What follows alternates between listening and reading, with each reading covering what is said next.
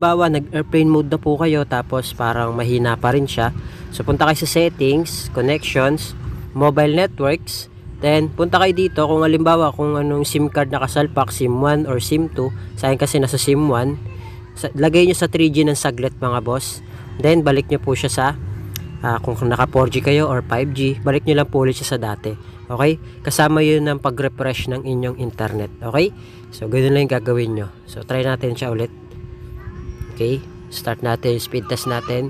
Download nyo na lang po sa Play Store itong si speed test kung wala pa po kayo. Libre naman po yan. Ayan, makikita nyo mga boss, yung download natin, pumapalo po siya ng 70.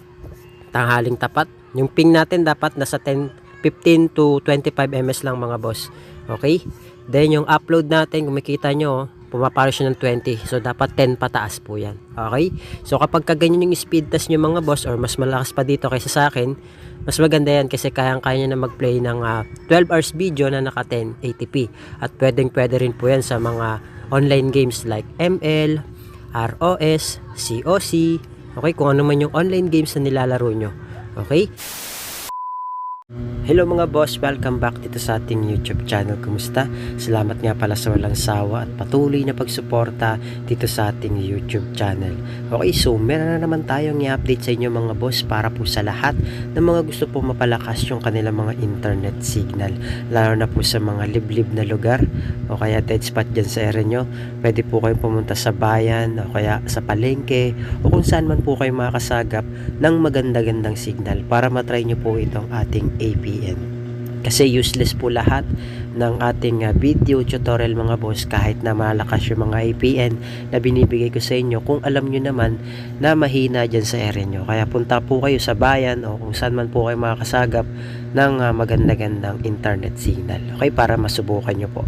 Okay, pwede nyo i-test yung pwede kayong test ng hindi nyo pa ginagamit itong APN na to. Okay, para magkaroon kayo ng before and after. Okay, so simulan na natin mga boss. Ngayon, punta tayo sa settings, connections, mobile networks, access point names.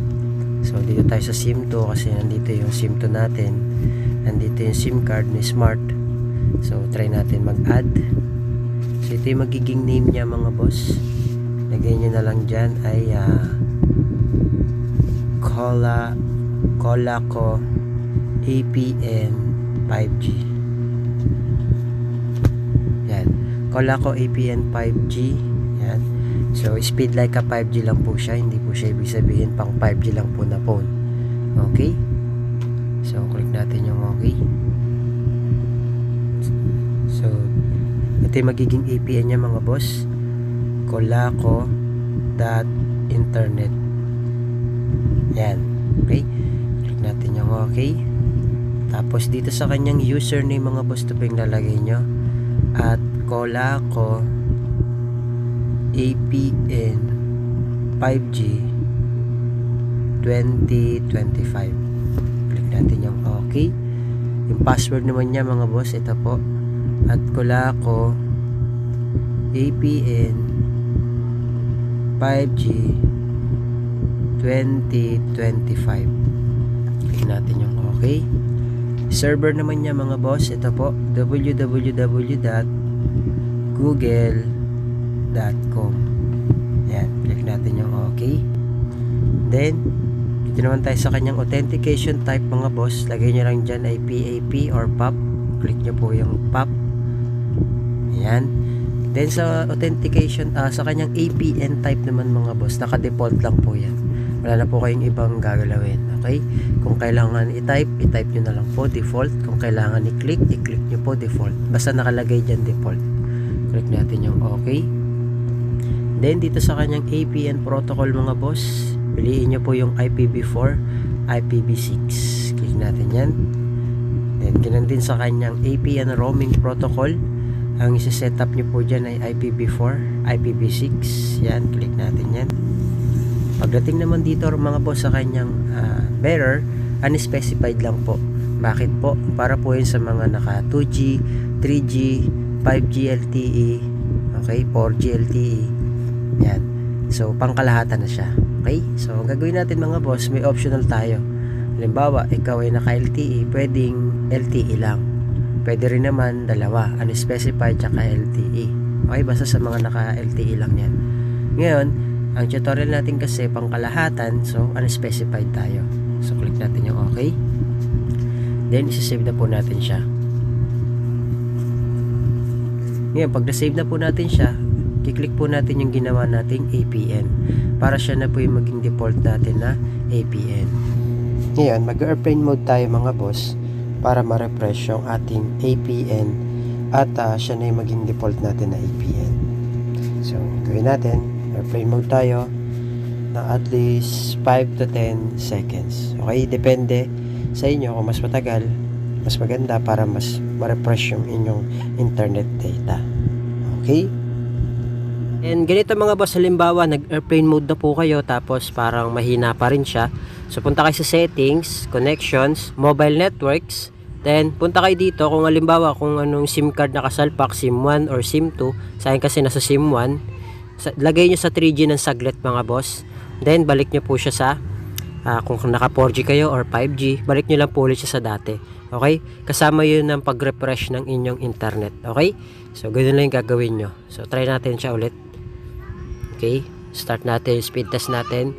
Download nyo na lang po sa Play Store itong si speed test kung wala pa po kayo. Libre naman po yan. Ayan, makikita nyo mga boss, yung download natin, pumapalo po siya ng 70, tanghaling tapat. Yung ping natin dapat nasa 15 to 25 ms lang mga boss. Okay, then yung upload natin, kung makikita nyo, pumapalo siya ng 20. So, dapat 10 pataas po yan. Okay? So, kapag kaganyan yung speed test nyo mga boss or mas malakas pa dito kaysa sa akin, okay? Mas malakas pa yung inyong internet kaysa sa akin, mas maganda yan kasi kayang-kaya nyo na mag-play ng 12 hours video na naka 1080p. At pwede rin po yan sa mga online games like ML, ROS, COC, okay? Kung ano man yung online games na nilalaro nyo. Okay? So, pwede yan. So, try natin kagad sa YouTube mga boss para makita nyo po. Okay? Punta tayo sa 12 hours video. Ito. Try natin to. Ito yung madalas kong i-play mga boss kasi ito yung merong 12 hours video na naka 1080p siya. Meron nga ring 21 mahigit. Yung basta mas mataas pa sa 1080p. Okay? So pwede nyo i-try yun. Halimbawa, mas malakas pa yung inyong internet signal kaysa sa akin. Pwede nyo siyang i-try. Ito yung sinasabi ko sa inyo mga boss. Yung quality niya, yan, advanced, yan. Pwedeng 1440p at pwedeng 2160p. Depende na sa inyo yun. So try muna natin yung 1080p. Ayan. May kita nyo mga boss, oh. Diba? So ang bilis lang, nagpe-play kaagad siya. So depende pa rin po yan sa area ha, kasi di naman tayo pare-pareho ng internet signal. Okay? So ayan, makita nyo, napakabilis. So good for all networks to mga boss. Dito SIM, Smart, Token Text, okay, Globe and TM. Yan, pwede tong setup na to. Okay, kung gusto nyo taasan, halimbawa malakas naman yung signal sa inyo, kaya nyo yung 1080p, try nyo na isagad 2160p. Forward nyo kaagad. Okay? So kapag ka nag-play yan mga boss, di congratulations, ibig sabihin kayang-kaya yung inyong internet. Ayan, kung makikita nyo, di ba? Nagpe-play pa siya kaagad. Di ba? Ang bilis lang mga boss. So depende pa rin yan sa area nyo ha. Naka 2160p na yan. Okay, so yun lang mga boss. Maraming salamat. I hope na gumana po sa inyo tong video tutorial natin. Okay? Mag-feedback po kayo kung working po sa inyo or hindi. Okay? So yun lang mga boss. Maraming salamat. Thank you. God bless. See you on my next video.